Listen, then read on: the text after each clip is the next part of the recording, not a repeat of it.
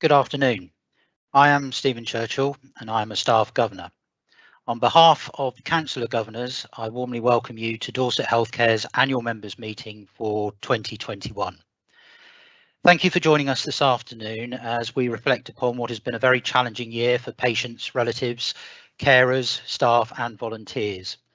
We will also look ahead to the future and how Dorset Healthcare Services, working closely alongside other local NHS social care and voluntary organisations, will meet the health and care needs of local communities. It now gives me great pleasure to introduce you to the Chair of Dorset Healthcare, Andy Willis.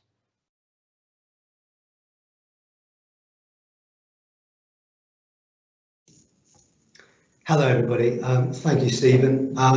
So huge welcome, as Stephen said. It's great to see so many people attending. My privilege is to serve not only as the chair of the board of the trust, but also the Council of Governors, and so I'm here in a double-hatted role. You'll be aware that last year we also had a virtual annual members meeting. It was our hope that we could have done this physically, but with the context of the pandemic, we thought the right thing to do for our patients and our teams was to do this virtually for a second year. It is our hope that we'll be able to do this physically next year, but fingers crossed, and I'm sure we'll be able to convey a lot of what we would have been able to do physically by this means. Can I just say we will be subject to the vagaries of technology. I've had my stress levels rise this afternoon on 2 occasions due to setup and related. So if for any reason the technology does fail, we are recording it. So if you find that your bandwidth is too narrow or that your Wi-Fi isn't quite up to it, then you have that ability to listen to it post-event. Also, you'll find there's a 10-second delay between what we speak and you hear, so bear that in mind. Now, we are here for one reason and one reason only, our patients. So it's absolutely appropriate that we start this annual members meeting, as ever, with a patient story. And so could I hand over to the team to play the patient story, please?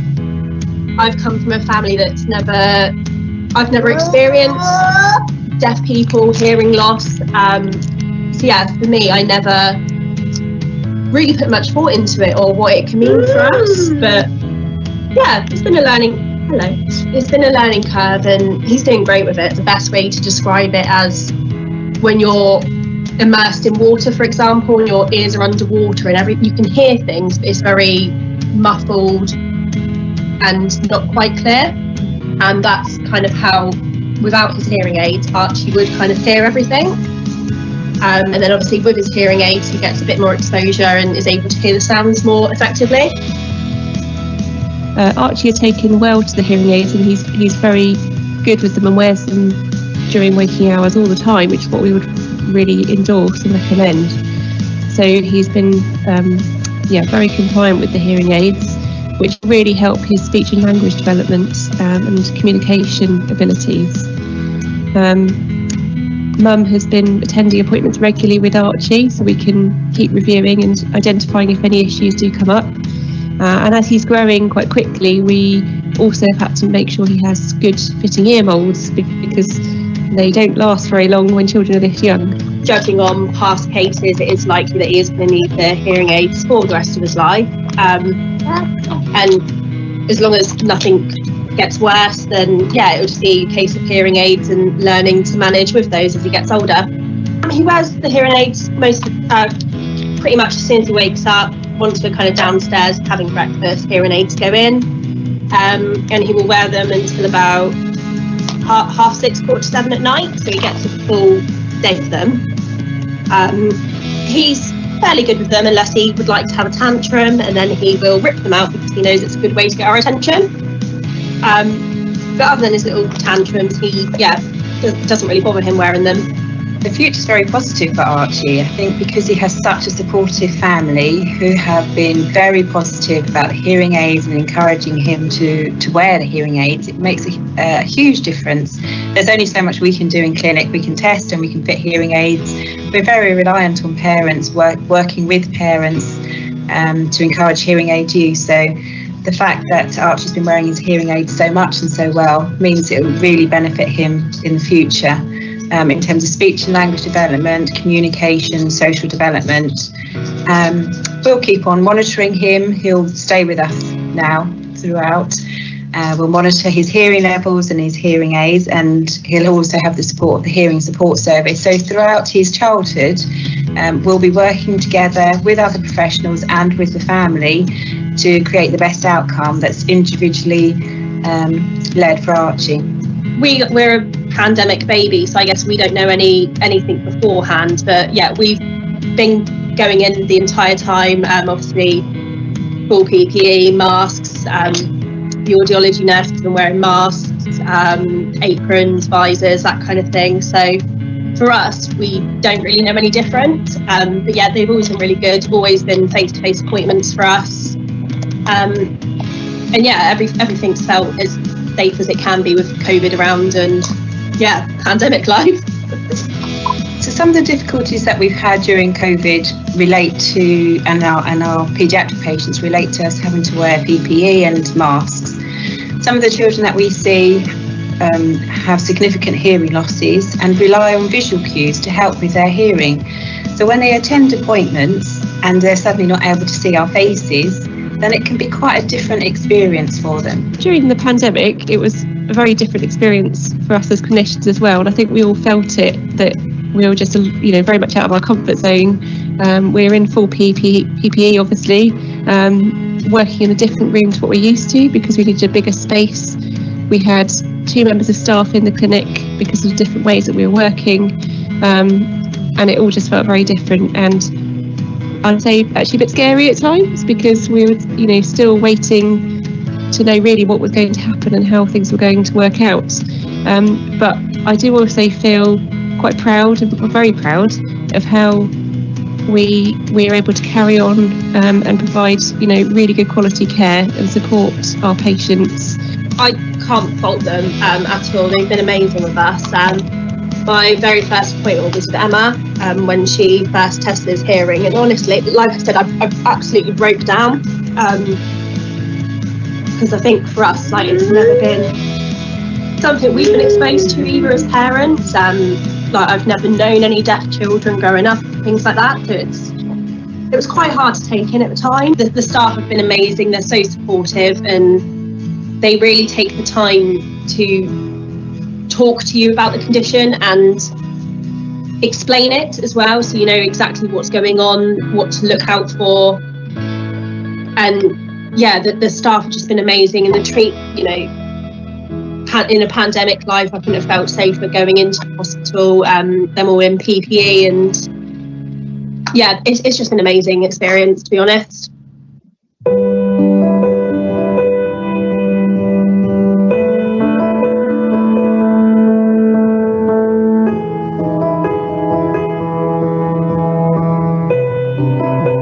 The wheelchair service has been brilliant, and I'm not just saying that because I'm here.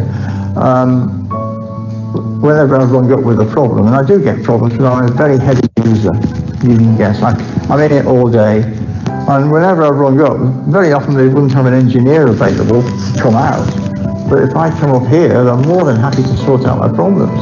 I've not once had a problem with getting the chair repaired. You never let stuck. You know what I mean? If you break down, they'll come out and they'll sort out the problems for you, lend you a chair if yours has to come in to be repaired. So really, you know, I can't fault it. We still prioritise clients according to government guidelines with regard to anybody that had a pressure sore had to be, or needed a pressure cushion, had to be seen. And children were prioritised as well. Later on, they introduced terminal people to be prioritised for being seen. We still had to run a repair service because obviously for people like Michael, their wheelchairs, their legs, you need the chair to be working.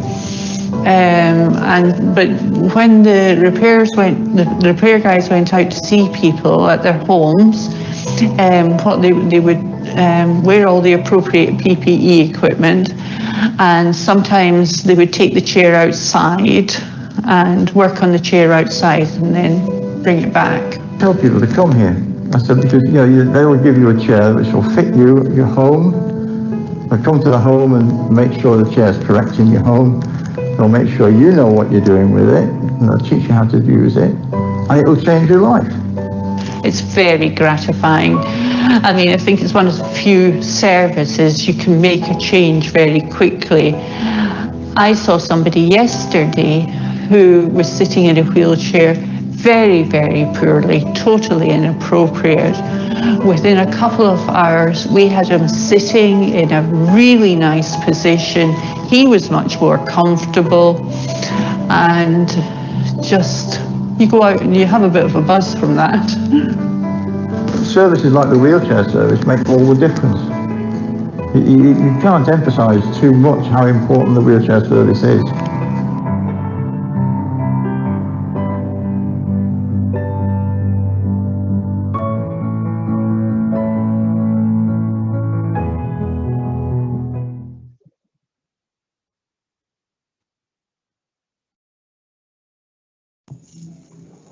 So thanks for that. Can I just, a huge thanks to Carly, Michael, and obviously Archie for sharing the story.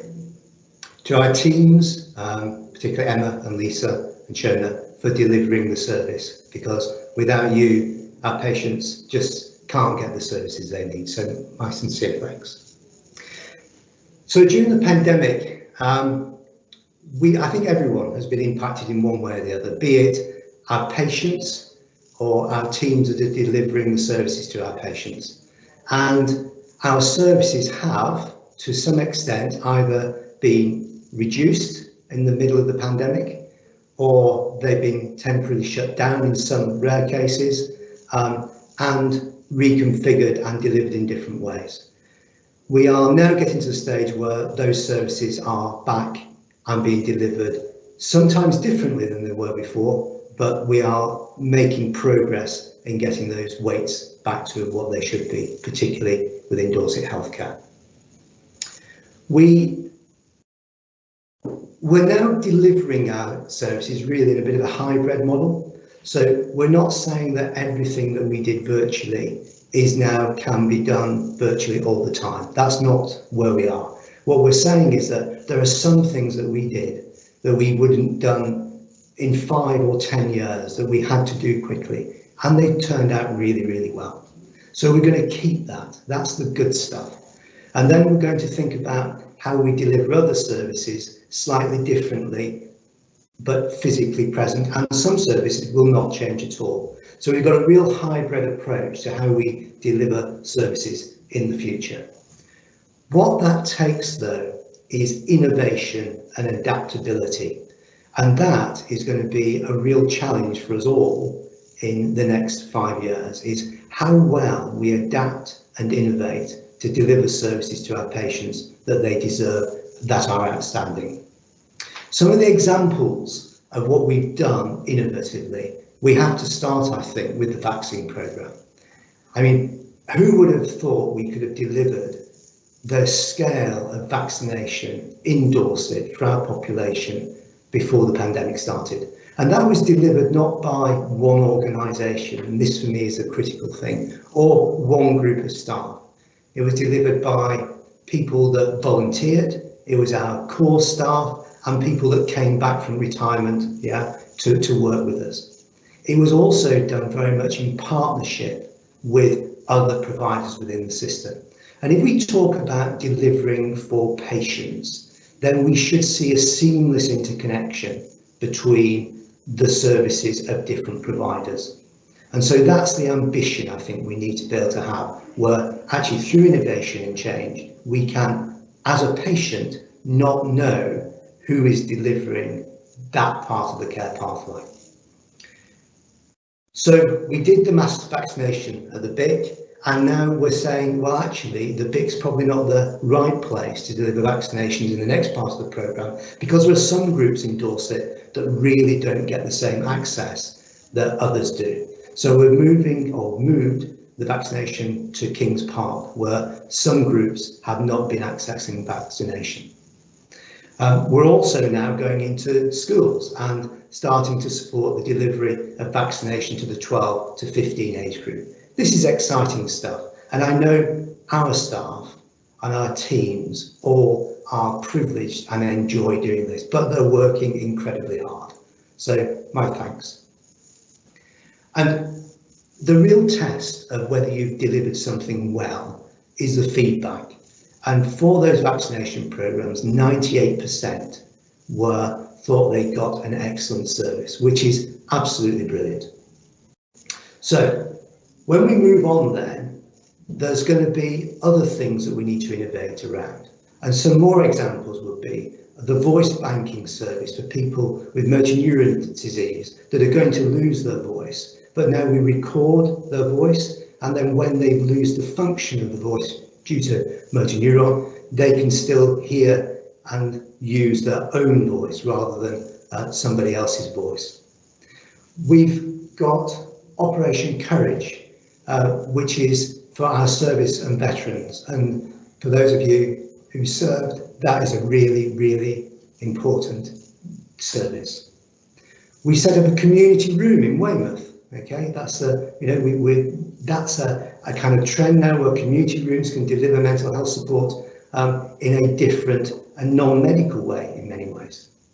And then finally, we've now started introducing a gateway service for young people where there's one point of entry into service, and so young and adolescent people and children can have access to a service quite seamlessly without getting bounced between different areas. So we are making great progress, and our team is not just the people that work within Dorset HealthCare.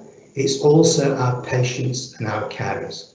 And if we're going to really redesign service in a way that makes it better for us all, then we're going to have to really bring in our carers and our patients in that co-production and co-design. And as a mental health trust, we are incredibly well placed to use co-production and co-design in our physical services as well. I mentioned teams and staff frequently, and I'm really pleased to say this year that the Better Everyday awards are coming back, and this is an opportunity for us to actually say thank you and well done. I was very conscious during the pandemic. It was very difficult for us to say thank you and well done, so I'm looking forward to those awards going back in November. We've also got Dragon's Den coming back. We talked about innovation, so how do we use a platform to support innovation within our teams? And we've got the Dragon's Den, and as the grumpy dragon amongst them, I will be looking forward to playing my role as ever in that.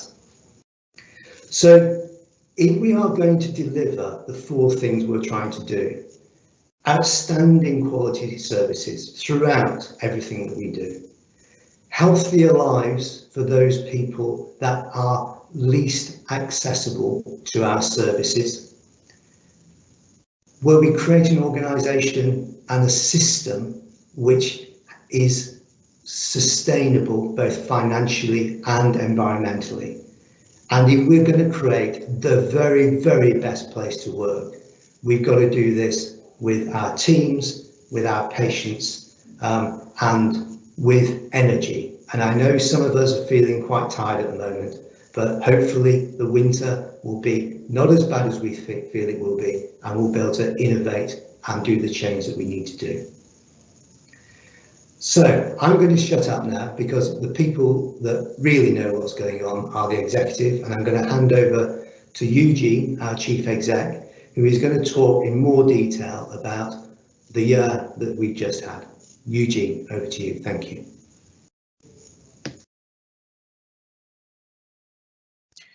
Thank you very much, Andy, and welcome to the annual members meeting. It's a great privilege to be here as Chief Executive to give you my reflections on the last year. And like Andy, I think I will start with the large vaccination site, which was both a case for celebration and optimism after a long year of the pandemic. And it was a real Dorset team effort. But what really got me was when I was conducting a visit at the site, there was an elderly couple where the husband had received his letter for vaccination, and it was envisaged that his wife, who was late 70s, would receive hers in a week or two. And it's always heartwarming when a service is just not about the processes, but it's about the people. And a decision was taken by the vaccinators to vaccinate them both at the same time because of the upheaval for an elderly couple to come back in 2 weeks' time. And I think that's Dorset HealthCare at its best, where the processes are there as a guide and we focus on the needs of the people in front of us. With that, I just want to give you a few performance headlines from the last year. Recovery from the last phase of the pandemic has been a lot trickier than previous ones, where it's a bit of a mixed picture in terms of how well we've been able to recover services, how quickly we were able to see people, and the fact that we were still responding and are today still responding to the pandemic, which at times has meant that some of our own staff have been testing positive or are fairly unwell and unable to come to work. And when I talk about recovery, I think it's really important we remember that this is just not about queues and waits and a list that we need to go through. We absolutely accept and acknowledge that these are people's lives that are on hold whilst they wait for essential treatment. So all our colleagues are doing all they can to be able to work as fast as they can, as safely as they can, to see people within reasonable time. The 111 service is a service that we took on last year from Southwest Ambulance, and we've invested quite a considerable amount of money to make sure that we've got the call handling capacity for the number of calls we receive. And we went from being one of the worst performing 111 services to one of the best performing 111 services. But that was short-lived because the pressures from the pandemic with everyone calling 111 meant that we needed to bolster that service even more. We have received additional funding for this winter and beyond that we'll be putting into the 111 service, and we'll continue to look at better ways of working to ensure that people are not waiting an inordinate amount of time to be able to access services. And he talked about the gateway service in his introduction. What we saw during the pandemic was a drop in the number of referrals coming into our CAM service. But as the restrictions started to ease off, we saw a rise in the number of children who are being referred to our services. And the single point of access is envisaged to provide a better way of coordinating and prioritizing people who need to be seen. And it is my hope and indeed expectation that as we roll this service out across Dorset, young people will have a better experience of our CAMS services. We've also seen a rise in the number of people who are being referred for eating disorder services, and worryingly, the number of young people, children who also are presenting with an eating disorder service. As part of our long-term plan, we are increasing services for eating disorders within Dorset, but at the moment, these are services that are, to be fair, under pressure and not able to respond to people as quickly as we would want them to.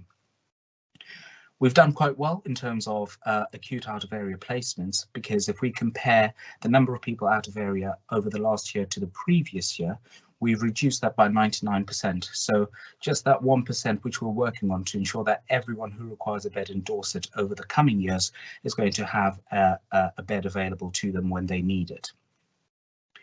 Despite the challenges of the pandemic, there have been a number of things that we've really done well, and I think it's important to be able to celebrate the success of those things.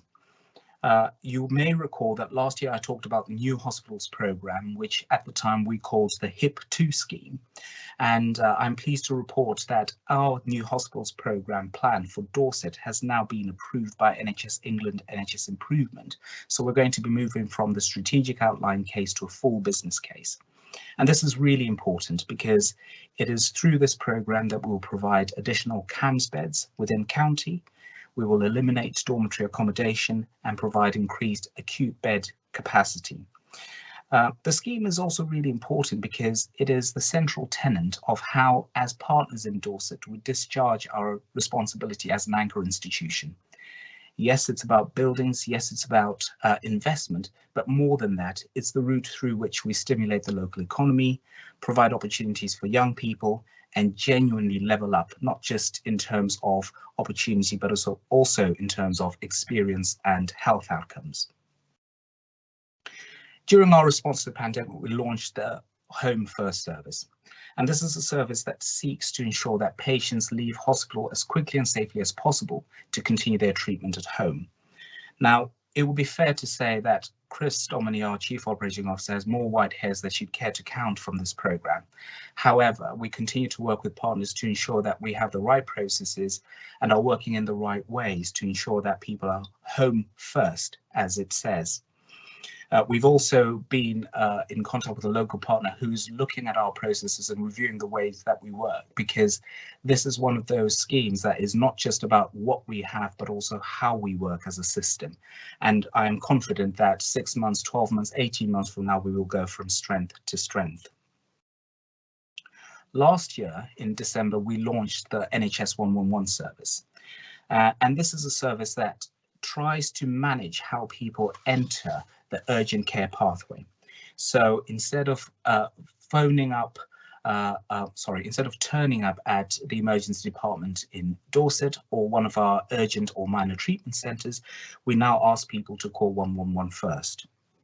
And there is a link between the performance that I talked about previously with the 111 service and experiences of local people in accessing minor injury units through the 111 service.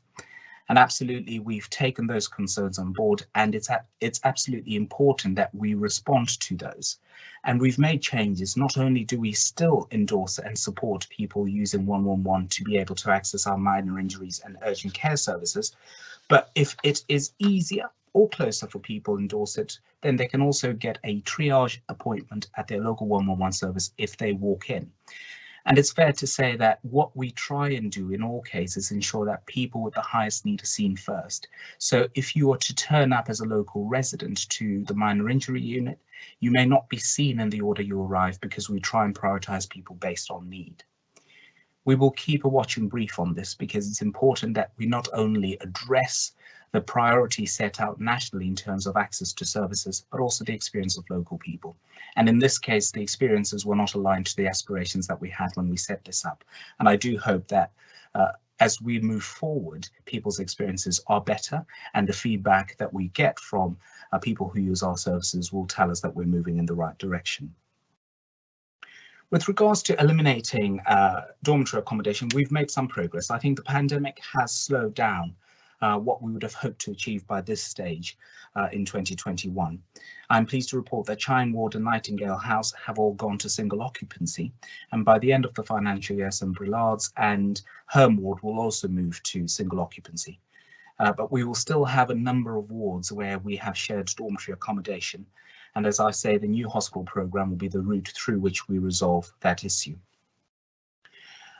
This month, we started off as the lead provider for the Adult Eating Disorder Service, which is a collaboration between providers in Dorset, Hampshire and the Isle of Wight.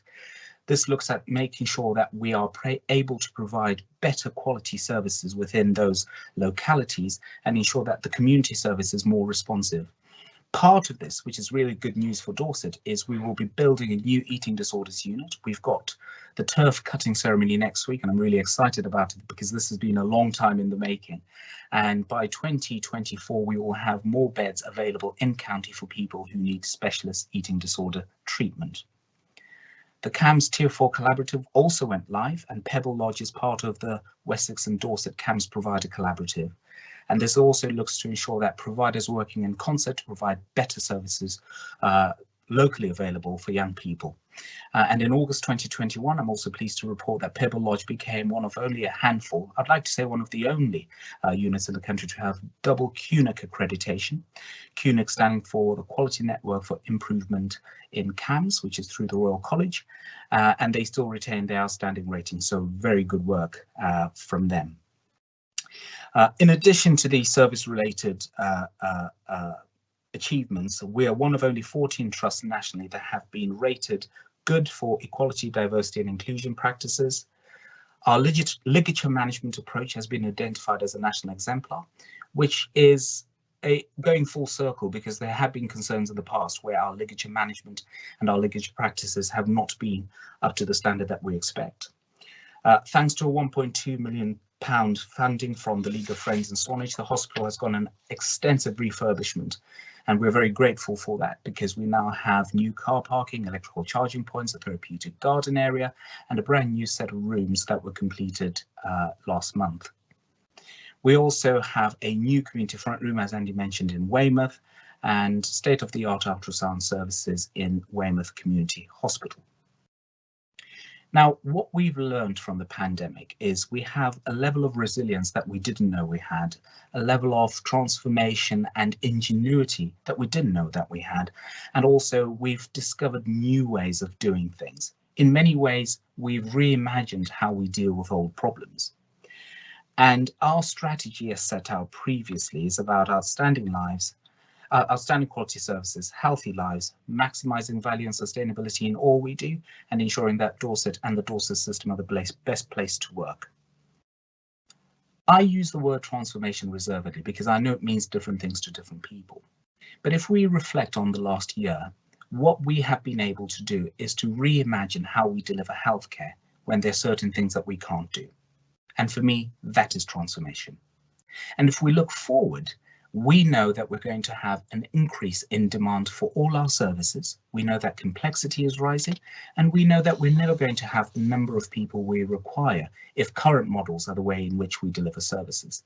So the way that we reimagine our health and care services is what I want to call transformation.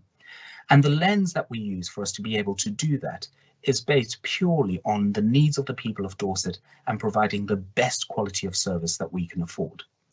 To this end, we have looked in this year at a number of initiatives where we have started to think very carefully what this means in Dorset and how through and with people we start to make positive changes to our services to close the access and outcomes gaps that we know exist in Dorset. So the priorities this year have been our focus on health inequalities, which by and large has been through the vaccination programme, transforming our urgent integrated care service, which is 111, as I mentioned earlier, Home First, and looking at the mental health integrated community care. One of the things that we know is over the last 10 years, very little has happened in terms of changing the way in which people in the community access and use mental health services. This programme for the mental health integrated community care looks at how we fundamentally change our model within the community, but also bring in the experts from the voluntary and third sectors to support and enable us to do more for more people. As we look ahead, we now know that we've had 2 years where we've had a hybrid model of working in terms of where we do work and how we do work. We've used a lot of digital to be able to deliver services, and indeed a lot, this today is no exception, a lot of what we now do is digitally delivered. It gives us an opportunity to look at how much estate we need, where we need the estate, and what sort of estate we need. It also enables us to think more into the future. If a lot of what we do now needs to shift into the community, what housing supports do we need within Dorset and around our communities, and the ways in which we now need to collaborate, not only with people who use our services, their supporters, their communities, but also the voluntary sector. And it creates quite an exciting opportunity for us to think and act differently. In closing, I think it would be fair for me to reflect that 2020-21 in some ways has been a year of loss. Sadly, we've lost loved ones, and my thoughts are with everyone who's still coming to terms with what that means. People have lost livelihoods, and in many ways, we've also lost ways of life. But the courage that I take from the way in which we brought hope and enthusiasm from the vaccination program means that we can really push the boundaries in terms of how we deliver things digitally. We can really test and challenge whether we are learning and adapting in terms of how we work, where we work, and what work is. And we are able to build on the platform of the last year in terms of services of the future. Thank you to our patients and carers and supporters for their partnership over the last year. Thank you to our partners across Dorset. We can only do what we do with your help and support. Thank you to the governors for their support and challenge. Thank you to my board colleagues for everything that we've been able to achieve. And thank you, most importantly, to the colleagues across the organisation. You've dug deeper, run harder, worked smarter. I couldn't have asked you to do more than you've done. And I guess in closing, I want to say thank you, colleagues, for your excellence, for your compassion, for your expertise. Thank you for being better every day.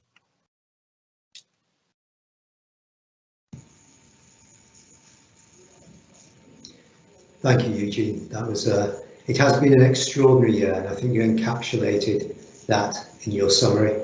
And to reiterate your point about our teams, you are amazing. Thank you.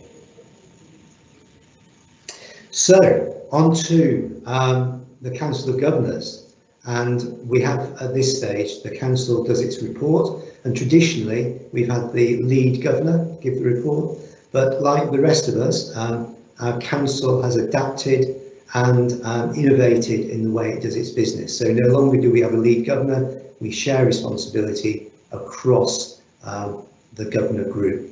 And so what we have now is a summary of the year from the Council's perspective, from Scotty Gregory, who is one of our public governors and is about to retire after 9 long years challenging and supporting us in equal measure, and also Anne Hiscock, who is one of our staff governors, who will be stepping down at the end of this term as well.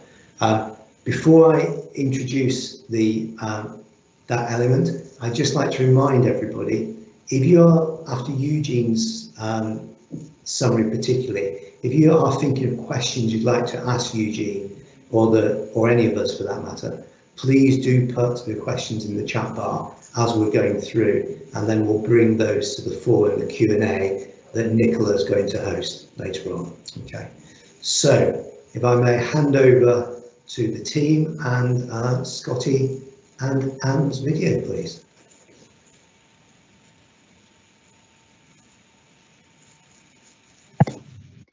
Thank you, Chair. I'm delighted to be representing the Council of Governors at this year's annual members meeting. When our former Chair, Jan Owen, stood down last year, we agreed that a new approach was needed. We worked together to develop a completely different leadership model for our Council of Governors, which we believe stands us in good stead for the future. We are leading collectively with dedicated groups of governors looking at specific areas of responsibility. This spreads the load, involves more governors and gives us resilience, avoiding the dependence on one person as a lead governor. It is designed to suit the individual time commitment, skills and preferences of governors, and has been working really well so far. This has been a real achievement for us this year, when it has been challenging for us to engage in our normal activities. It's true to say that I felt cut off from the people we represent. We've had another year when we couldn't organise face-to-face events which would give us the opportunity to hear what's important to people. Having said that, people do still contact us directly, and along with my fellow public governors, we have continued to represent the voice of local people as much as we can to the board. We have run governor elections again, with 7 new governors joining the council from today. As I leave the council after more than 8 years, I would like to wish you every success in your roles. Reflecting on my time as a Dorset HealthCare governor, I feel that it is now in a far more stable position than when I first arrived. The council and the trust as a whole has come on in leaps and bounds and responded incredibly well to the challenges we faced, particularly in the last 18 months. Being a governor has been a truly rewarding experience, and I would encourage anyone to consider standing as a governor in future years. It is a real privilege to be able to influence the way important healthcare services are provided in Dorset. As Scotty said, this has been another very unusual year for all of us. I know the whole council is really disappointed that we've not been able to run in-person events. However, we have continued to do all we can to keep in touch with our members. Throughout the year, we have produced our members' newsletters every quarter to update you on the developments for Dorset HealthCare. This has included information about changes to services during the pandemic and details on how you can continue to access the care you need. We also feature profiles of our governors in every edition, and I would really encourage you to get in touch with us if you have any views that you would like to share about Dorset Healthcare Services. Governors are here to represent you and bring your voice to the board. At the last council meeting in September, it was agreed to propose an amendment to the constituency boundaries to align with the new local authority boundaries. This resulted in the number of public governors being amended to 7 per new constituency of Dorset and the rest of England and Wales, along with Bournemouth and Christchurch and Poole. This will take effect after today's meeting. I'm particularly proud of the way we have approached the development of governors this year. We have ran a development day which gave governors the chance to reflect on any learning they needed to undertake and support them in their role. As a result, we've created a rolling programme offering a range of opportunities for governors to expand their skills and knowledge. This will strengthen the council for the future as it looks ahead to helping develop a new membership strategy, self-assessment and code of conduct. Like Scotty, I am leaving the council this year, and as a staff governor, it's been really interesting to be able to influence in a different way to my day-to-day job. I have really enjoyed helping with the board and ensuring that the voice of our staff is represented. And having worked for Dorset HealthCare for 22 years, I know how important it is that we listen to our staff. The governors have run a series of tea and talk meetings to discuss and support staff wellbeing, and these have been positive and really appreciated. We also have actively promoted the NHS staff survey to encourage staff to share their views and experiences of working within Dorset Healthcare. I'm certain that the Council of Governors is now more robust and is committed to learning and adapting as we move into the next phase of our journey.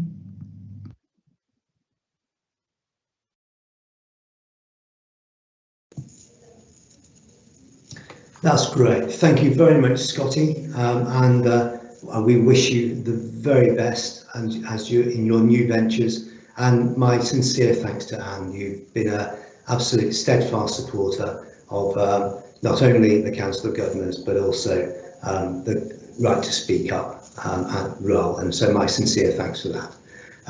And also to the wider council. You know, you are incredibly important in bringing the views of others to the board, and our job is to listen. Sometimes we can't necessarily agree, but that challenge is incredibly important in us maintaining an outstanding and getting other services to be also outstanding.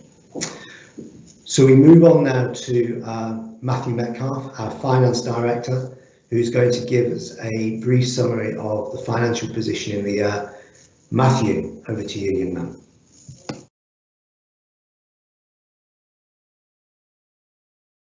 Many thanks, Andy.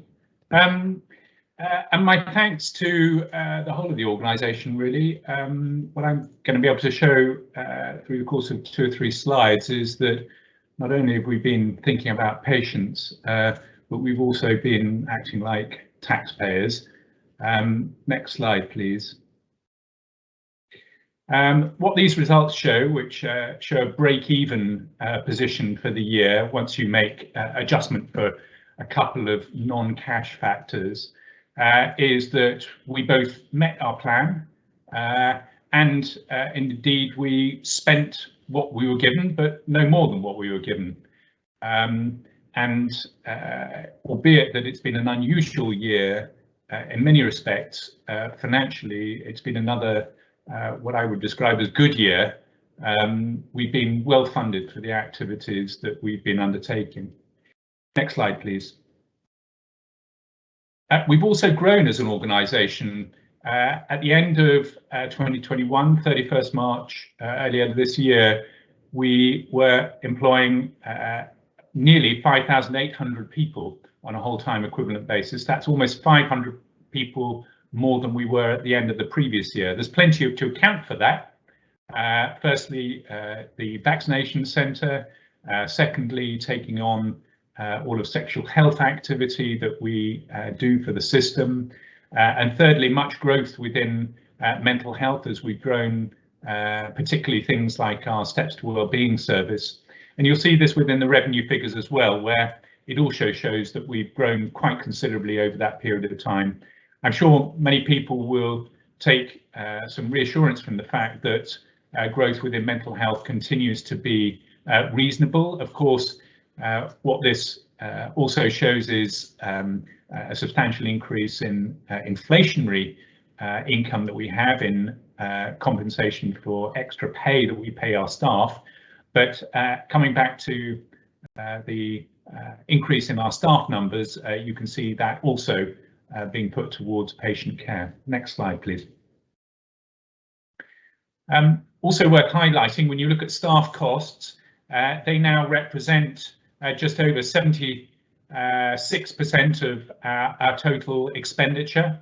And in many respects, the expenditure that we have on other areas within the organisation, whether it be premises, building, consumables, goods, supplies, and so on, is a relatively small portion of the total expenditure that we have as an organisation. I think this is all to the good, and I expect that to increase over time as we move towards a more community-based service. Eugene's already highlighted that direction of travel, and I hope to see the building and premises costs come down over the course of the next 2 to 3 years. Equally, within these numbers is an increasing portion that we're spending on digital and IT.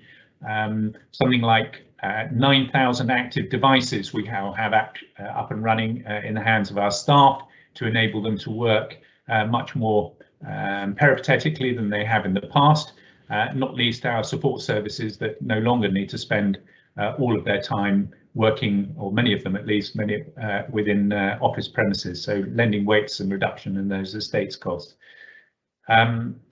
Next slide, please. We also spent a considerable amount on capital investment. Again, Eugene and other colleagues have highlighted some of the particular areas or special areas where investment's been made, both Pebble Lodge and Swanage, already mentioned in past presentations, along with eating disorders, where we put a substantial amount of investment in, which will escalate through the course of 21-22 and 22-23.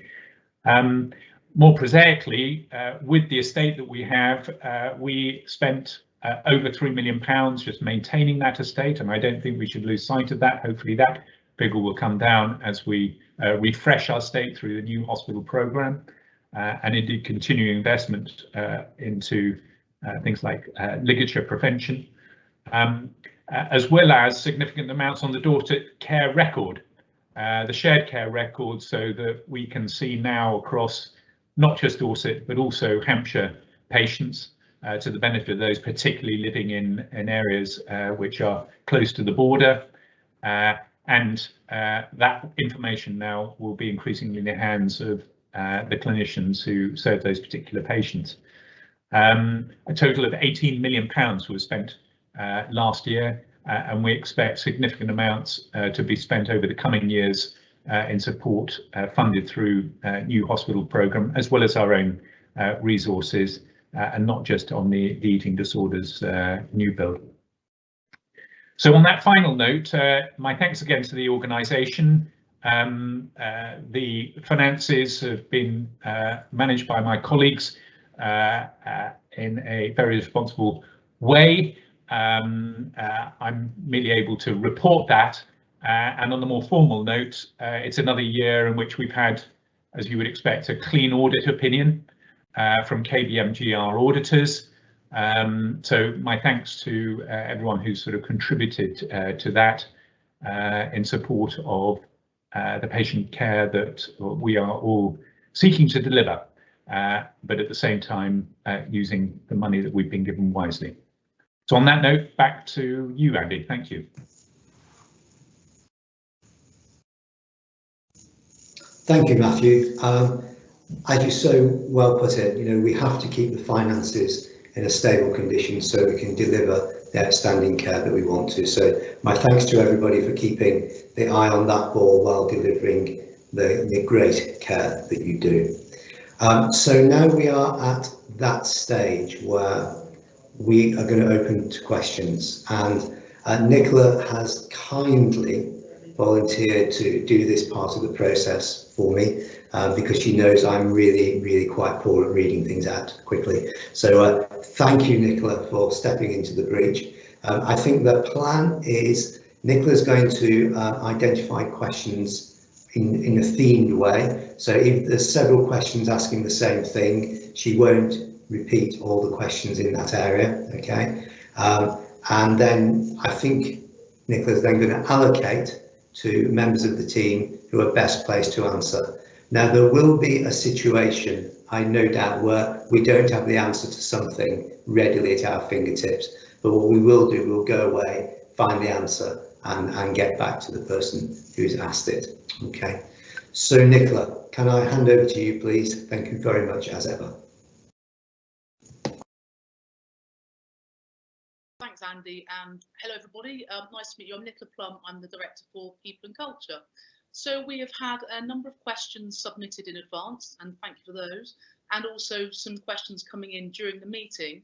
The first topic is the minor injury units and the 111 service. We have published the questions, so you can see them in the sidebar if you've got it open, which you can do via the little bubble at the top of your screen. And as I usually explained in his opening comments, there were changes to the way that the minor injury units have operated. That has been much more closely aligned now to the 111 service.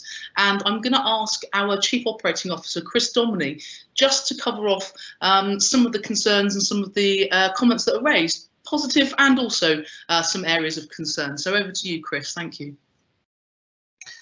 Thanks very much, Nicola. So the question that I've been asked to respond to is about what happened to the MIU services during the pandemic. And when we began our response to the pandemic, we were advised to prepare for staff absences, as was everybody else, because we didn't really know what was going to happen to people during the pandemic and the rate of infection. And what we needed to do with our smaller MIUs was to consolidate our staff across the board so that we could provide and maintain a continuous service to the population of Dorset. And for some people, this has been a really positive experience, and though Eugene mentioned in his conversation with you that for others this was a little bit more problematic. The changes that we put in place were always intended to be temporary. And in June this year, as we said we would, we have reverted to our normal pattern of opening so that we can retain the access to the local MIUs for as many people as possible. At the beginning of the pandemic, we also extended the hours of some of our MIU services to make sure that they were as available as possible. Now that we've reverted back to opening all of our MIUs, those hours have gone back to what they originally were. And for many of our services, we are commissioned to open at certain times of the day. And for Wimborne in particular, it was never commissioned to open at weekends. And as such, we are now back to our normal course of service delivery. One of the things that we do have to attend to is that the CQC has made recommendations in recent years urging us to move away from lone working, and more recently lone practitioner working in our MIUs. Although the CQC didn't say that what we were doing was particularly wrong, what they were suggesting was that we paid more attention to not having lone workers wherever it was possible not to do that. And as a result, we've invested a significant amount of money in having our receptions and staff to support the smaller units by making sure that there is more than one person attending to the care of that building. During the lockdown, we did temporarily have to close for certain periods of time, and this was predominantly related to staffing issues, which we have had during both the pandemic and now that services are reopening. We still have some pressures within that service line to make sure that we provide services as routinely and as robustly as possible. Nicola, I noticed there was a question from Dave, and I hope that I've been able to answer that in part. The only thing that I don't think I've covered is the limited X-ray point that Dave raises in his question. X-ray services across Dorset are commissioned to be provided by others. The opening of our X-ray department is not aligned to the MIUs, as it offers a slightly different option to be used for routine work. And within the west of the county, X-ray services are subcontracted to be provided by Dorset County Hospital. And we know through our partnership working with them that they have experienced some staffing challenges, as have we during the last year or so. So I do hope that that responds to both the question that was raised in advance and the question that I can see in the commentary. There was a separate question raised in advance about access to our MOUs via 111 when the NHS website says something different, and we've completely acknowledged that, been in touch with the national website provision, and they have since changed their advice on the website to be the same as the advice that is on ours. So I hope that stops the confusion for people who go either to our website or the NHS national website.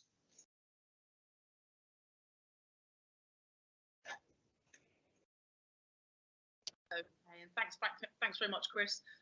If there are any outstanding queries, I would encourage our people attending to drop us a line, and we will endeavour to respond to you outside of the meeting if we can't answer now, and I will ask Sally to publish an email address for that before we finish. So the next couple of questions I'm very happy to answer.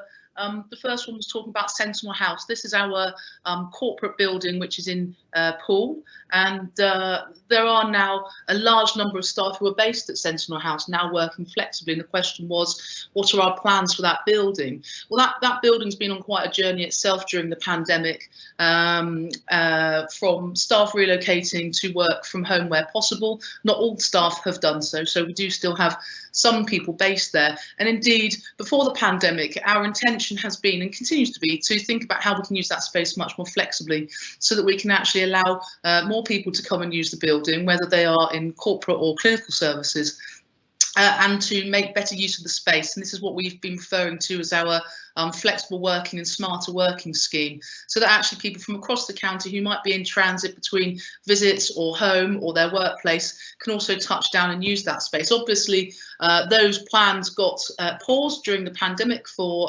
reasons of infection prevention and control, but we're hoping that as the situation evolves we will be able to bring that project back online and make the best possible use of that space, because we don't want any buildings on our estate not being used well and not actually contributing to people's well-being, because actually the ability to work more flexibly and adaptably is part of how we can achieve our work-life balance. So that is the hope and the intention as we move through this pandemic period.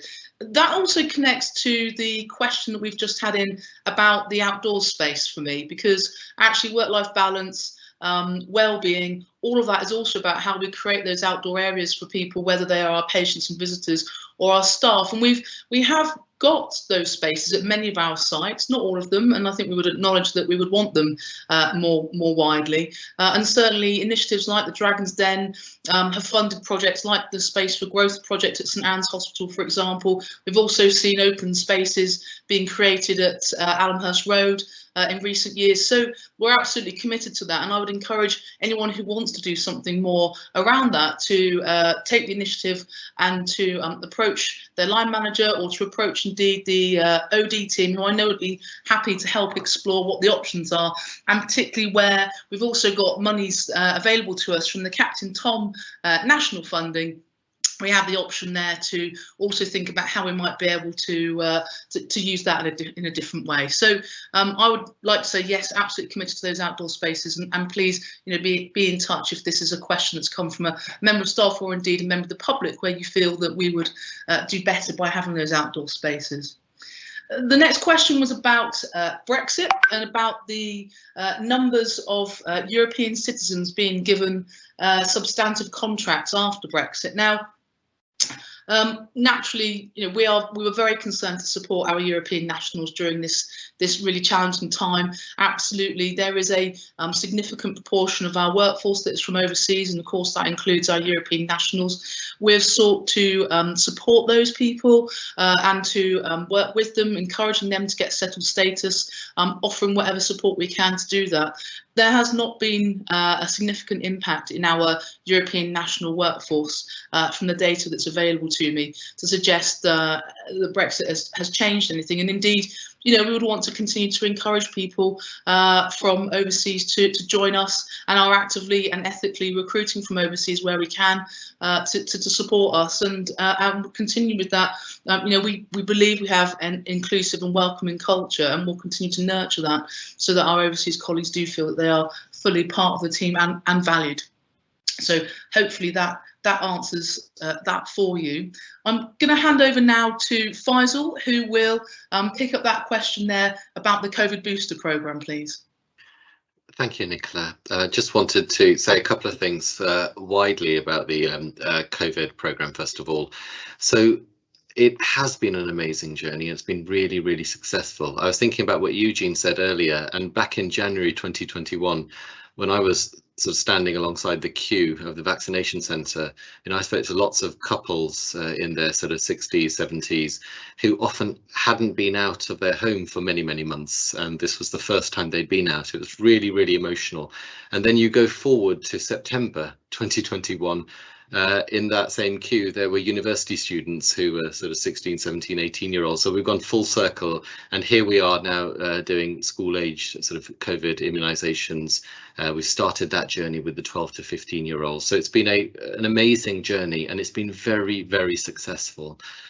And it's not just about the COVID vaccination programme, it's both the flu and the COVID vaccination programme. They're both critical components of the system winter plan, and they're significantly expanded over the past 6 to 9 months as well.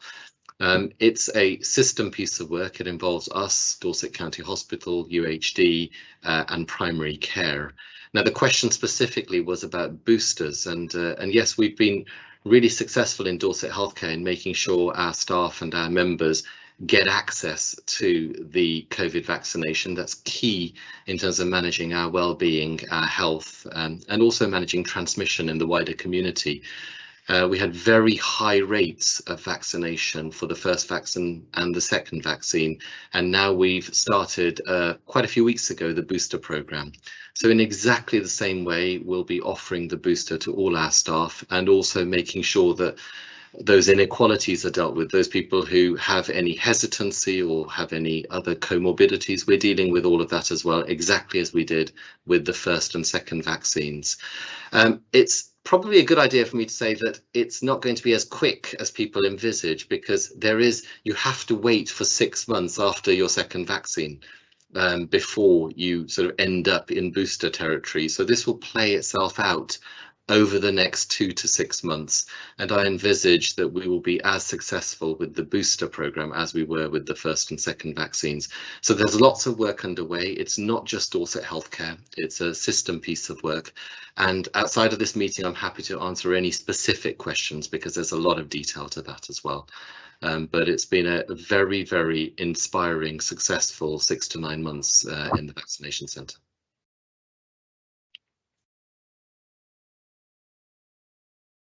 Okay, thanks very much, Faiz. Thank you. We've had a couple more questions come in here. First of all, and I will pass to Chris, please pick these up. First of all, about our community rehab services and thinking about our ambition and aspiration there, which I know we have, and I know Chris can articulate well. And then also we've got the question here about lone practitioner working, and we will pick that up as well, please, Chris. Thank you. Thank you. Thank you. I completely understand the reason behind the question around community rehabilitation. And I think that we have identified that there is an issue with those services being diverted away from delivering long-term rehab for patients, and the pull into Home First has been quite significant. We are raising that through all of the different means that we can do, and it is a discussion that we're having at the Home First Programme Board, that as an organisation we need to refocus our energy on long-term rehabilitation and for those patients who are waiting to receive care and treatment as quickly as possible. We recognise it as a risk at the moment, and we are investing money in supporting all of our recovery activities with regards to care and treatment that was delayed or deferred during the pandemic. I'm not able to say any more about that now, Nicola. It certainly is a focus of our attention and our energy to make sure that we can recover that side of the services as well as everything else, and we will do what we can to address that without delay. With regards to the question from Dave on lone working and lone practitioner, yes, you're absolutely right. There is a difference between the two. I'm going to take this question back into the organisation, if that is acceptable, and have a conversation with the Security Advisory Group with regards to a response to that question.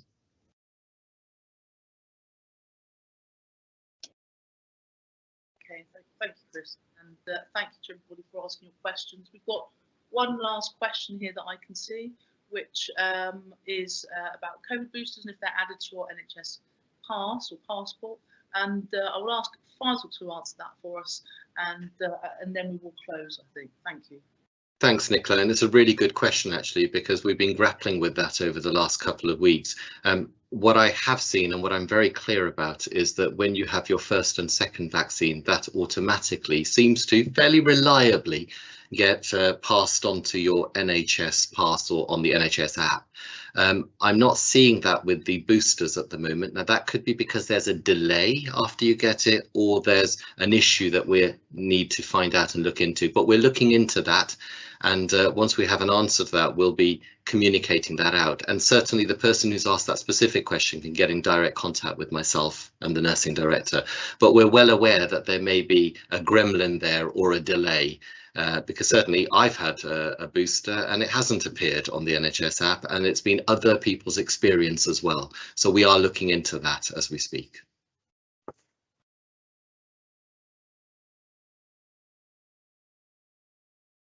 And that concludes our Q&A. Thank you very much. Thank you to everybody who has asked questions.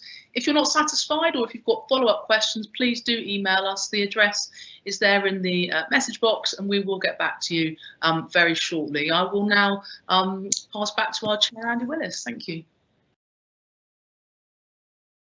Thank you, Nicola, and thank you to everybody that's asked a question, and do take up Nicola on her offer. If there's things that you think about that you want to cover off and you wish you'd mentioned, but you just forgot at the time, please email us and we'll try and get back to you as soon as possible. Can I also thank, as we come to the end of the annual members meeting, my colleagues who've done presentations today, huge thanks as ever, and for the team for answering the questions. Could I also thank the people that are behind the scenes on this? If you can imagine the amount of anxiety this creates in certain of us doing this kind of thing, and the management that takes from the team behind the scenes, particularly with the IT, it is probably an understatement how appreciative we are. So thank you to Sally, Andrew and the rest of the team.